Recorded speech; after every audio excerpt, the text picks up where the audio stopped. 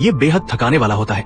ये इंसान को ज्ञात सबसे तेज असर करने वाला न्यूरोटॉक्सिन है, इसलिए बहुत सावधानी जरूरी है। नमस्कार, मैं आच्यान हूं। मैं अपराध और एक्शन फिल्मों पर बात करने वाला एक ब्लॉगर हूं। आगे मैं आपको किंग्समैन फिल्म श्रृंखला की कहानी बताने जा रहा हूं। कहानी की शुरुआत एक असफल बचाव अभियान से होती है। मध्य पूर्व के एक खतरनाक इलाके में एक एजेंट अपने साथियों को बचाने के लिए निश्चय पूर्वक खुद को बलिदान कर देता है। हैरी जीवित बच जाता है, लेकिन उसके मन में अपने साथी के लिए गहरा अपराध बोध भर जाता है। वो लंदन लौटता है और अपने सहकर्मी के परिवार से मिलता है। एजेंट होने की विशेष पहचान के कारण हैरी ज्यादा कुछ नहीं बता सकता। वो उन्हें सिर्फ एक पदक देता है और गंभीरता से वादा करता है कि भविष्य में चाहे कैसी भी मुश्किल आए, अगर इस पर लिखे नंबर पर कॉल किया जाए तो एक बार बिना शर्त मदद मिलेगी। लेकिन पत्नी को उस पदक में कोई दिलचस्पी नहीं थी। वो सिर्फ चाहती थी कि उसका पति वापस लौट आए। मजबूर होकर हैरी वो पदक 6 साल के एग्जी को दे देता है। समय पलक झपकते ही बीत जाता है। कभी का वो छोटा बच्चा एग्जी किसी परीक्षा की तरह एक सफल युवक नहीं बन पाया।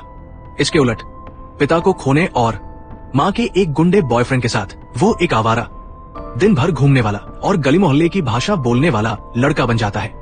एक दिन दोस्तों से बातचीत के दौरान एग्जी की मुलाकात अपनी माँ के बॉयफ्रेंड के गुर्गों से हो जाती है। सामने वाले संख्या और कदकाठी में भारी होते हैं। समझदारी दिखाते हुए एग्जी टकराव से बचता है और चुपचाप वहाँ से निकल जाता है। फिर उनकी कार से वही खड़े खड़े 17 चक्कर लगाकर और जोर से एक्सीलेटर दबाकर भाग जाता है। पुलिस उसका पीछा करने लगती है। एग्जी तेज रफ्तार में उल्टा गाड़ी चलाते हुए भागता है। पुलिस की कार से भिड़ा देता है। हिरासत में अधिकारी उससे उसके साथियों का नाम पूछते हैं, वरना 15 महीने की जेल की धमकी देते हैं। एग्जी न तो अपने दोस्तों का नाम बताता है, न ही माँ से मदद मांगता है। वो पदक पर लिखा नंबर डायल करता है। पुलिस बिना किसी शर्त उसे तुरंत रिहा कर देती है। थाने से बाहर निकलते ही एक व्यक्ति बेहद सलीके से सिले सूट में शालीन चश्मा लगाए उसका इंतजार कर रहा होता है।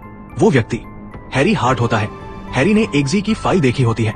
वो जानता है कि ये लड़का जन्मजात काबिल है, लेकिन बचपन से पिता की कमी के कारण गलत रास्ते पर चलता गया और आज तक कुछ बन नहीं पाया। उसकी माँ के गुंडे बॉयफ्रेंड के आदमी वहाँ पहुँच जाते हैं। वे बेहद घमंडी होते हैं और बदला लेने पर अड़े होते हैं। इन लोगों को देखकर उसकी नजर और ठंडी हो जाती है। वो अपने सूट की आस्तीन ठीक करता है, अपनी हमेशा साथ रहने वाली काली लंबी छतरी उठाता है और चुपचाप दरवाजे की ओर बढ़ता है। वो चाहता था कि ये मामला एग्जी खुद संभाले, लेकिन एक गुंडे की बदतमीज बात हैरी को पूरी तरह भड़का देती है। वो गुंडा आगे बढ़ता है और एग्जी भी उसके लिए चिंतित हो जाता है। अगले ही पल सब कुछ बदल जाता है। इस क्षण एग्जी की पूरी सोच उलट जाती है। अगर आपके मोबाइल में तीसरा इमोजी देखें तो शायद एग्जी की हालत बिल्कुल वैसी ही होगी। ये सब देखकर दुकान का मालिक पुलिस को फोन करने ही वाला होता है कि हैरी उसे याददाश्त मिटाने वाली सुई लगा देता है। हैरी एग्जी की भी याददाश्त मिटाना चाहता था, लेकिन एग्जी कसम खाकर कहता है कि वो कभी किसी को नहीं बताएगा, चूंकि वो उसके साथी का बेटा है। हैरी उस पर भरोसा कर लेता है। एग्जी घर लौटते ही अपनी माँ के बॉयफ्रेंड से बुरी तरह पिटता है। वो उससे पूछता है कि उसके आदमी को किसने मारा। उनकी बातचीत हैरी सब सुन रहा होता है। उसे यकीन हो जाता है कि एग्जी सच में भरोसे के काबिल है और यही हैरी की असली परीक्षा थी। वो आवाज देकर उस आदमी को चेतावनी देता है कि एग्जी को छोड़ दे, वरना वो उसे घायल करेगा। हैरी के निर्देश पर एग्जी एक शांत सी दर्जी की दुकान पर पहुंचता है, लेकिन ये जगह जितनी दिखती है उतनी साधारण नहीं होती। छिपे हुए तंत्र को सक्रिय करने के बाद वे एक विशाल, अत्याधुनिक और क्लासिक माहौल वाले भूमिगत अड्डे में प्रवेश करते हैं। हैरी एग्जी को सच्चाई बताता है। वो एक स्वतंत्र संगठन का हिस्सा है जिसका नाम है किंग्समैन। इसका इतिहास पहले विश्व युद्ध तक जाता है। एग्जी कमरे में प्रवेश करता है। वहाँ उसके अलावा अन्य चुने हुए उम्मीदवार भी होते हैं। अंत में जो परीक्षा पास करेगा वही किंग्समैन एजेंट बनेगा। कुछ दिन पहले एक एजेंट हिमालयी क्षेत्र में अपहरित जलवायु वैज्ञानिक को बचाने जाता है। वो अपराधियों को आसानी से खत्म कर देता है, लेकिन जैसे ही वो आराम से शराब पी रहा होता है, बाहर दरवाजे पर दस्तक होती है। जांच करने जाते ही उस पर हमला कर दिया जाता है और उसका शरीर 2 हिस्सों में काट दिया जाता है। इसके बाद पद खाली हो जाता है और उसकी जगह 8 उम्मीदवार चुने जाते हैं। इन उम्मीदवारों में से ज्यादातर अमीर और प्रतिष्ठित परिवारों से होते हैं, उच्च शिक्षा प्राप्त होते हैं और इस गाली देने वाले गली के लड़के को खुले तौर पर नीची नजर से देखते हैं। चयन की कठोर प्रक्रिया कोड ने मर्लिन के अधीन होती है। पहली परीक्षा एक रात चुपचाप शुरू होती है। जब उम्मीदवार सो रहे होते हैं, उनके कमरे तेजी से पानी से भरने लगते हैं। घबराहट के बाद कुछ लोग समझदारी दिखाते हैं और पाइप से हवा लेने की कोशिश करते हैं, लेकिन एग्जी सीधे पानी के नीचे उतर जाता है। मर्लिन सब कुछ ठंडे मन से देख रहा होता है। एग्जी जोर जोर से शीशा तोड़ता है और आखिरी पल में जान बचाकर बाहर निकलता है। इस परीक्षा में एक उम्मीदवार की डूबकर मौत हो जाती है। ये साफ कर देता है कि यहाँ खेल नहीं है, असफलता का मतलब मौत भी हो सकता है। दूसरी ओर हैरी एजेंट की मौत की जांच करता रहता है। वह उस प्रोफेसर के पास जाता है जिसे बचाया गया था और पूछता है कि उसे क्यों पकड़ा गया और फिर छोड़ दिया गया। लेकिन जवाब देने से पहले ही प्रोफेसर का सिर वही फट जाता है। गंभीर रूप से घायल हैरी बमुश्किल बचता है और बेस लौटकर कोमा में चला जाता है। उम्मीदवारों का प्रशिक्षण जारी रहता है। मर्लिन हर किसी को एक कुत्ता चुनने को कहता है। एग्जी सोचता है कि उसने एक ताकतवर कुत्ता चुना है, लेकिन असल में वो सबसे डरपोक और आलसी पग निकलता है। कुछ समय बाद हैरी होश में आता है। मर्लिन बताता है कि प्रोफेसर के दिमाग में एक चिप लगी हुई थी और वह चिप वैलेंटाइन की कंपनी की थी। वैलेंटाइन एक टेक्नोलॉजी टाइकून है जो एक पागल योजना पर काम कर रहा है। वो पूरी दुनिया में मुफ्त सिम कार्ड बांट रहा है और कहता है कि वो संचार को पूरी तरह मुफ्त बना देगा। वो अपनी ताकत का इस्तेमाल कर उनके दिमाग में चिप लगाता है और जो लोग सहमत नहीं होते उन्हें वैलेंटाइन कैद कर लेता था। उनमें राष्ट्रपति की राजकुमारी भी शामिल थी। जल्द ही उम्मीदवारों के सामने दूसरी परीक्षा आई, ऊंचाई से पैराशूट जंप। लेकिन जैसे ही वे विमान से कूदे, मर्लिन ने उन्हें बताया, तुम लोगों में से एक के पास पैराशूट नहीं है। ऊंचाई पर तेज हवा और मौत के डर के बीच एग्जी तुरंत शांत हो गया। उसने सबको आवाज लगाई और प्रस्ताव रखा कि सब लोग हाथ पकड़कर एक घेरा बना ले, फिर बारी बारी से पैराशूट खोले ताकि पता चल सके किसके पास पैराशूट नहीं है। लेकिन एक स्वार्थी उम्मीदवार डर के कारण पहले ही पैराशूट खोल देता है और अकेले नीचे उतर जाता है। एग्जी और रॉक्सी एक दूसरे को कसकर पकड़ लेते हैं और एक ही पैराशूट से खतरनाक तरीके से लैंड करते हैं। अंत में केवल 3 लोग परीक्षा पास करते हैं, चार्ली, एग्जी और रॉक्सी। गुस्से में एग्जी मर्लिन से सवाल करता है कि उसे पैराशूट क्यों नहीं दिया गया। दरअसल ये मर्लिन की तरफ से उसकी अतिरिक्त परीक्षा थी। जल्द ही उन्हें एक व्यावहारिक मिशन पर भेजा जाता है। लक्ष्य था एक व्यक्ति का भरोसा जीतना, लेकिन उल्टा उन्हें नशीला पदार्थ देकर बेहोश कर दिया जाता है।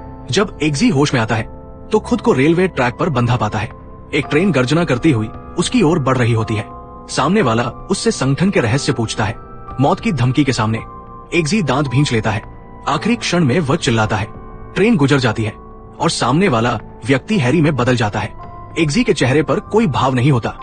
दरअसल ये भी एक वर्चुअल टेस्ट था। संगठन के प्रति उसकी वफादारी साबित हो जाती है। लेकिन दूसरा उम्मीदवार चार्ली अपनी जान बचाने के लिए दुश्मन को संगठन का राज बता देता है और अयोग्य घोषित कर दिया जाता है। अब केवल एग्जी और रॉक्सी बचते हैं। इसके बाद हैरी एग्जी को दर्जी की दुकान पर ले जाता है, जहां उसके लिए एक बुलेट प्रूफ सूट तैयार किया जाता है। पहला कमरा किसी ने लिया हुआ था, इसलिए वे तीसरे कमरे में इंतजार करते हैं। साधारण दिखने वाले उस कमरे में विभिन्न प्रकार के हाईटेक हथियार छिपे होते हैं। साधारण हथियारों के अलावा कुछ खास उपकरण भी थे। छिपे हथियार वाले जूते, बिजली का झटका देने वाली अंगूठी और छाते के रूप में छिपा बहुउद्देशीय हथियार। जब वे बाहर आते हैं तो पता चलता है कि पहला कमरा वैलेंटाइन ने लिया हुआ था। उसे घुड़दौड़ में जाना था, तो हैरी उसे एक हैट की दुकान सुझाता है। वैलेंटाइन एक टोपी खरीदता है जिसमें सुनने वाला उपकरण लगा होता है। कुछ समय बाद एग्जी और रॉक्सी की अंतिम परीक्षा होती है। आर्थर एक पिस्तौल देता है और कहता है कि कुत्ते को गोली मारो। एग्जी के हाथ कांपते हैं। कुछ ही दिनों में वो उस छोटे कुत्ते से जुड़ गया था। वो एक निर्दोष जीवन पर ट्रिगर नहीं दबा पाता, लेकिन रॉक्सी संघर्ष के बाद ट्रिगर दबा देती है। एग्जी अपनी नरमी और आदेश न मानने के कारण किंग्समैन से निकाल दिया जाता है और अपनी पुरानी बेरंग जिंदगी में लौट जाता है। ऐसा लगता है उसका एजेंट बनने का सपना शुरू होने से पहले ही खत्म हो गया। वो देखता है कि उसकी माँ को उसका बॉयफ्रेंड पीट रहा है। गुस्से में वो बॉस की कार लेकर हिसाब करने निकलता है, लेकिन अचानक कार की खिड़कियां बंद हो जाती है और ऑटो ड्राइव मोड चालू हो जाता है। वो घबराकर कार पर मुक्के मारता है। कार उसे एक अनजान इलाके में ले जाती है। दरअसल हैरी दूर से कार चला रहा था। हैरी उसे एक कमरे में ले जाता है जहाँ कुत्ते का नमूना रखा होता है। दरअसल परीक्षा की बंदूक में असली गोलियां नहीं थी, ये केवल आदेश पालन की परीक्षा थी। पहली डूबने वाली लड़की भी असल में नहीं मरी थी। ये सब सिर्फ उनकी निष्ठा और प्रयास की परीक्षा थी। तभी पता चलता है कि वैलेंटाइन नई योजना लागू करने वाला है। लक्ष्य एक चर्च। हैरी जांच के लिए वहां जाता है और कैमरा लगे चश्मे पहनता है ताकि मर्लिन और एग्जी सब कुछ देख सके। लेकिन ये वैलेंटाइन का जाल था। वो बटन दबाता है, मुफ्त फोन कार्ड सक्रिय हो जाते हैं और एक विशेष फ्रीक्वेंसी छोड़ते हैं जो इंसानों की आदिम हिंसा को भड़का देती है। पूरा चर्च नरक बन जाता है। भक्त पागल जानवरों की तरह एक दूसरे पर टूट पड़ते हैं। हैरी भी प्रभावित होता है, लेकिन अपने प्रशिक्षण से संघर्ष करता है। कैमरा एक लंबे शॉट में दिखाता है कि कैसे हैरी कुर्सियों, मेजों, बाइबल, जो भी हाथ लगे उनसे भयानक नरसंहार करता है।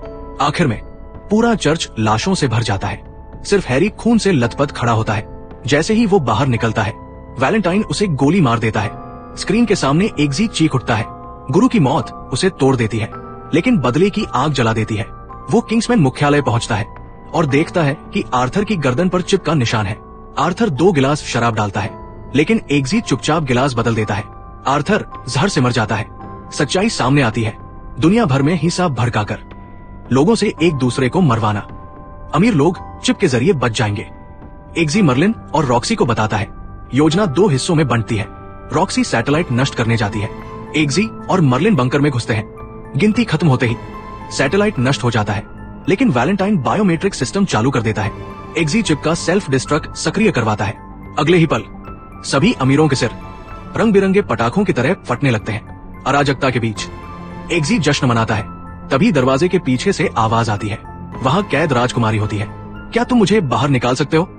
अगर मैं निकाल दूं तो क्या तुम मुझे एक किस दे सकते हो? जैसे ही एग्जी अंदर जाने वाला होता है, अचानक वैलेंटाइन की आवाज सुनाई देती है। तभी पता चलता है कि वैलेंटाइन और ब्लेड गर्ल दोनों ने अपने शरीर में कोई भी चिप नहीं लगवाई थी और इसी समय वे बैकअप सैटेलाइट से जुड़ चुके होते हैं। दुनिया भर में जिन आम लोगों ने मुफ्त फोन कार्ड लिया था, उनकी आंखें लाल होने लगती हैं। वे हिंसक हो जाते हैं और अपने आसपास मौजूद दोस्तों, रिश्तेदारों और राहगीरों पर बिना किसी भेदभाव के हमला करने लगते हैं। पल भर में पूरी दुनिया एक नरक में बदल जाती है। एग्जी की मां भी लकड़ी के दरवाजे पर जोर जोर से वार करती है। बाहर खड़ी एक छोटी बच्ची पर हमला करने की कोशिश करती है। एग्जी हथियार उठाकर उन्हें रोकने जाता है। तभी ब्लेड गर्ल खिड़की तोड़ते हुए उस पर हमला कर देती है।